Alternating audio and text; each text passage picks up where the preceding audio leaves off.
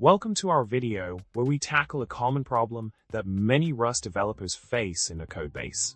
The problem we're discussing today revolves around a situation where a function has a box trait object calling a function that expects an implementer of that trait. The compiler throws an error because box does not implement the trait by default, leaving us scratching our heads for a solution.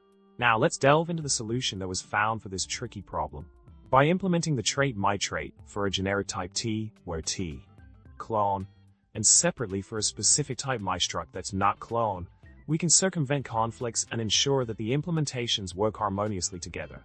It's crucial to understand the subtleties of trait implementations and how they can interact to resolve conflicts in Rust code efficiently.